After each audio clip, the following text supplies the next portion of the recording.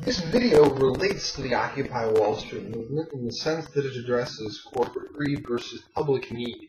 Now, I actually want to talk about jobs and, well, self-reliance?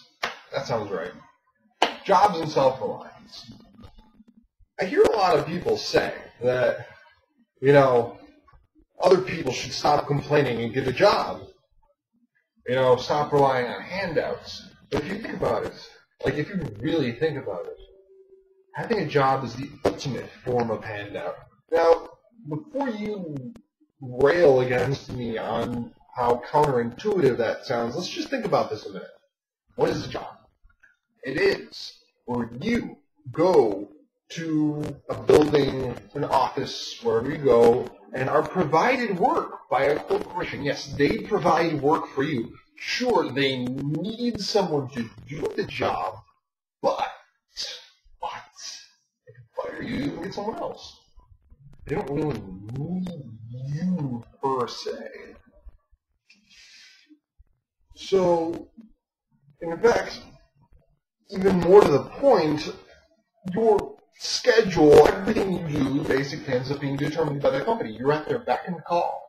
They say, all right, you will come to work at this time, you will do this, you will do that. They control your entire schedule. They basically control your life. And because they provide work for you, you give them control of their life so they can provide work for you.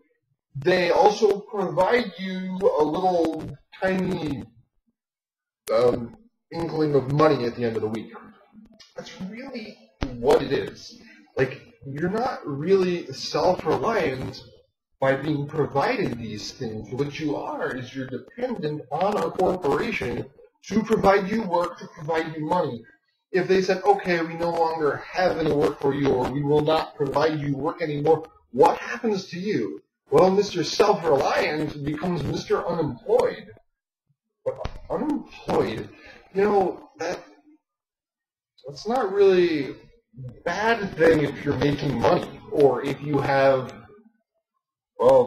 I guess an unemployed person who's making money via their own personal pursuits would be called an entrepreneur. But employment isn't self-reliance at all, because, basically you're controlled entirely by the company that provides things for you. That seems more like dependence, like you're getting the ultimate kind of a handout. You give them control of your life, and they give you a little paycheck here and provide work for you. So, let me ask you this, since we're on the topic. Who convinced you that it was a good idea to trade everything you care about, your passions, or your time for your passions, your time with your family, if you will just your time with God, your time with everything that is important to you? Now just imagine everything that is important to you is traded. The time you would spend on that is traded to a corporation, to a business. You trade all of that to a business because they're going to provide some things for you, provide work, provide money. But you pursue money on your own. You just think it's better to be employed, have a job.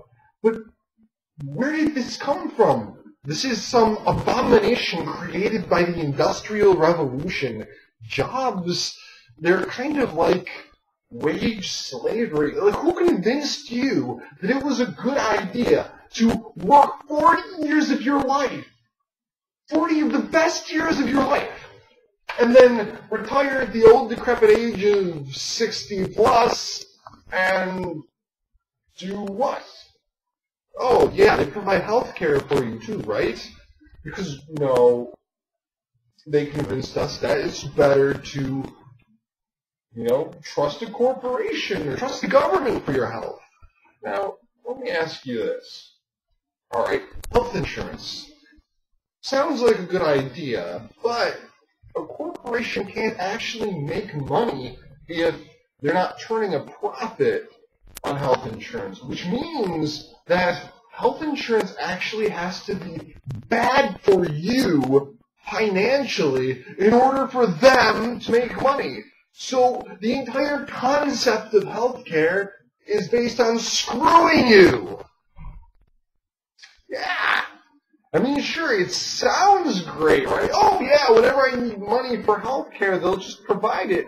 But think about this. You've been paying into the system over and over and over for how many years? And then when you suddenly do have some accident, they'll throw you a tiny bit of money. Most of the time, of course, they'll try to disqualify you for something or another, or say, we only cover this much.